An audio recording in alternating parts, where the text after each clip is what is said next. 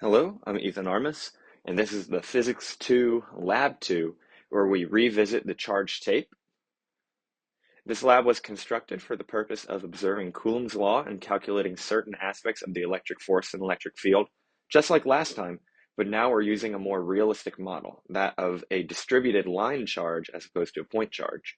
The relevant equations are going to be Coulomb's law, which describes the force of two electric charges acting on each other, the electric field of those charges, and static equilibrium, describing how if something is not moving, then the net force equals zero. In this lab, we're using the same experiment as we did for Lab 1, in particular, the last portion of it, where the system is a charged piece of tape suspended between 2 points, and the surroundings is another charged piece of tape which is brought close to it. At the end of the experiment, we found the final charge of the tape to be approximately 1.4 times 10 to the negative 8 coulombs. And then after making the computational model with a distributed charge, the magnitude of the net force due to gravity was 2.8252 times 10 to the negative 3, and the magnitude of the net force due to the electric field was 5.17188 times 10 to the negative 4. This difference means that a greater charge is needed. Here, you can see a picture of our experiment where the tape is being elevated due to the force of the electric field beneath it, and you can see how we calculated the charge in the experiment. This is the free body diagram of what we did for Lab 1, where we treated both tapes as a point charge. And here is the free body diagram of this new model, where we distribute the charge and treat both tapes as a line charge. Using this free body diagram, we make a computational model. Here's my code for reference. This computational model used the experimental value of the net charge that we calculated to be 1.14 times 10 to the negative 8 coulombs. With 30 particles distributed with charge, this means that the charge per particle is 3.812 times 10 to the negative 10 coulombs.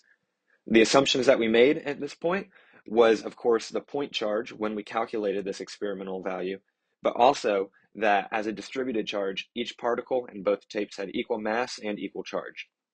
As you can see, and as I mentioned before with our results, the net force, the net electric force, is not equal to the net gravitational force.